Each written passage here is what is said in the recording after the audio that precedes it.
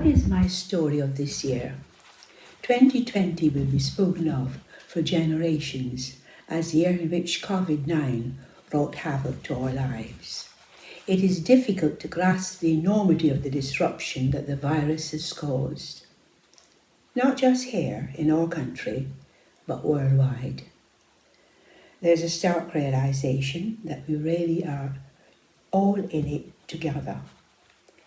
Talking to friends and family in the USA, Canada, Japan, Barbados, it was and still is almost always the first topic of conversation. They all tell the same story of lockdowns and face masks and restrictions. Lives have been turned upside down for so many people. The stories we listen to on radio, the reports we see on television are often disturbing. There are so many who have lost their livelihood. Many feel isolated and their mental health has suffered. People with serious diseases have had treatment delayed. And many are distressed because their loved ones are in care and they can't visit them.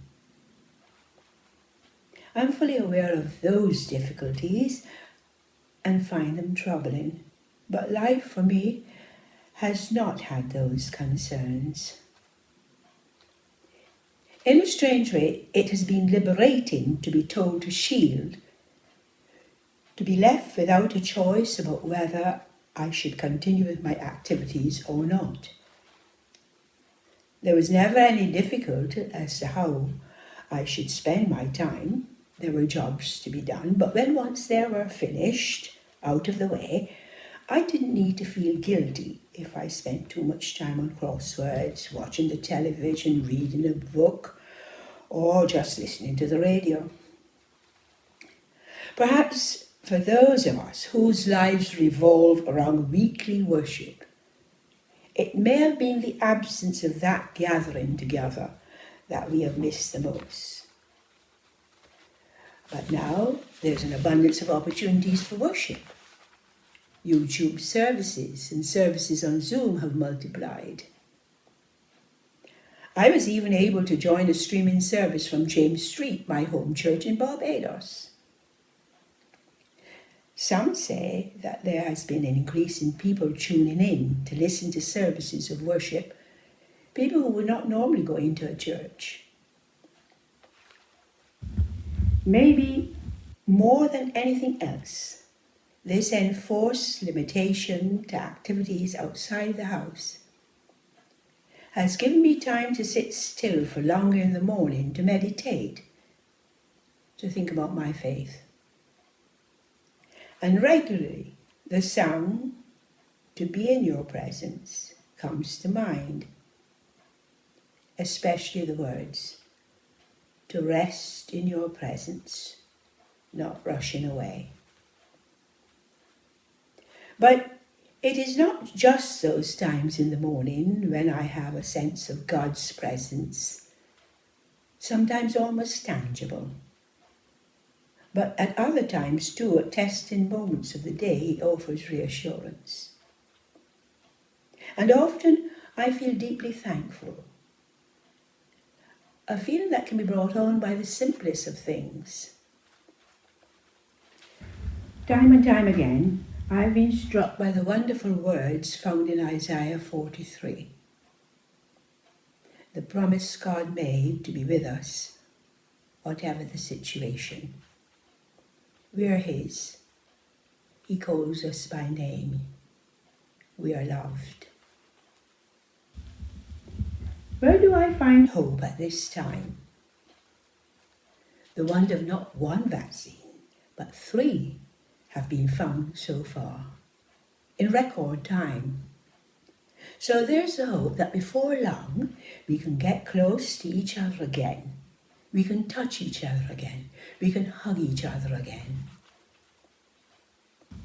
But I have another hope. The pandemic has frightened us by its threat to all areas of life as we knew it. This has led to a heightened awareness of the disaster that will be brought about by climate change and is already happening in the Pacific Ocean.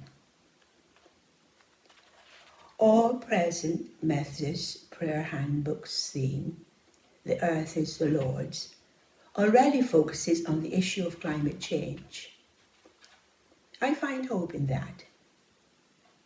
Taking stock of our lives during the pandemic may have made us look to our lives and discover that things we thought we couldn't live without, we find we can. Advent is my favourite season of the Christian year. It prepares us to celebrate the coming of God among us in His Son, because He loved us. In John's Gospel, chapter 1, we read in the translation offered by the Message, God moved into our neighbourhood. Another translation reads, He pitched His tent among us to show us how to live. He gave us light to live by, calls us to a life of justice and compassion. My prayer is that we might live in that light.